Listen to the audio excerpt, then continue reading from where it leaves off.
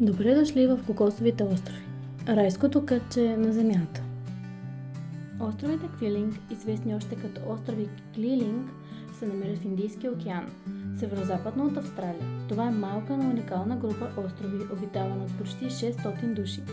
Държавното устройство на островите Килинг е монархия, като в момента начало на държавата е Чарлз III. Тези острови са част от британската територия и имат свой собствен културен и етнически състав. Населението включва малайци, пренаселници от Алийските острови, както и англичани и австралийци. Английският е основен говорим език, а писмеността е на латиница. Това място е известно със своята спокойна и изолирана атмосфера, съчетаваща различни култури, влияния, което го прави интересна и уникална дестинация в Индийския океан.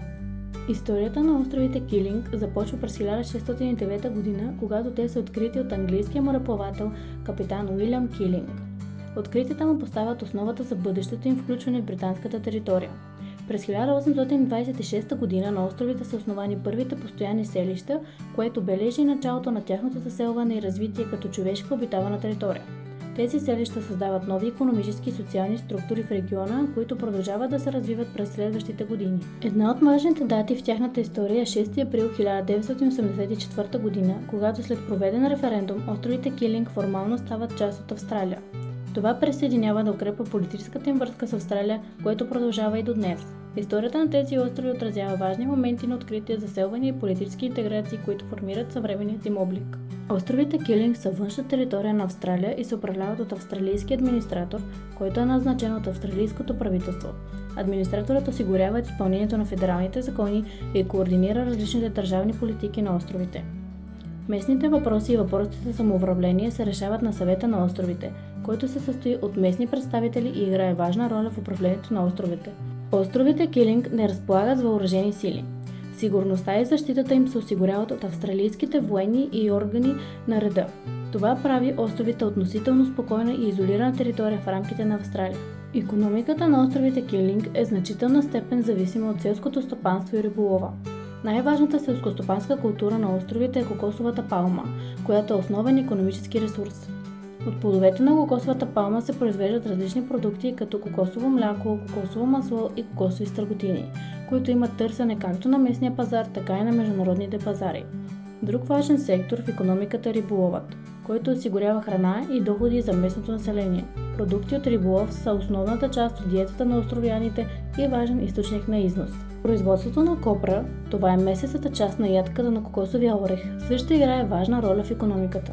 Копрота се използва за производството на кокосови масла и други продукти, които се изнасят към други държави. Икономиката на островите е сравнително малка, но силно зависима от тези основни сектори, които предлагат възможности за износ и устойчиво развитие.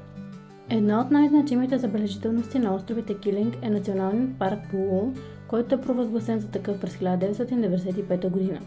Паркът има интернационално значение, особено заради своето уникално биоразнообразие.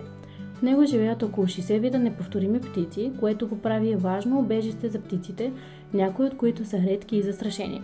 За да се опази тази ценна екосистема, достъпът до парка е строго контролиран от Австралийската организация за паркове.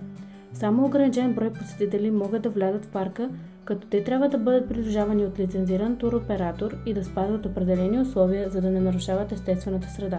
Националният парк Пулу е не само дом на редките птици, но и на 99 вида корали, 610 вида мекотели, 198 вида ръкообразни и 528 вида риби, което го прави значима дестинация за любителите на природата и биоразнообразието.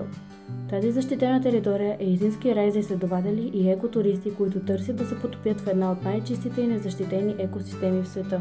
Островите са под управлението на Австралия от 1955 г. и затова официалното знаме е австралийското знаме.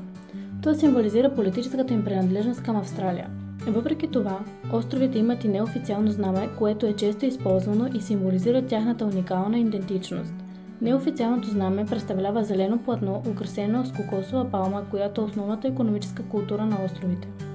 Освен това, знамето включва също и полумесец и Южния кръст, астрономически символ, който е много важен за региона. Южният кръст е забележителен за южното полукълбо и е характерен символ за тези земи. Надяваме се да сме ви били полезни. Последвайте ни в Instagram и очаквайте следващите ни държави. Благодарим ви!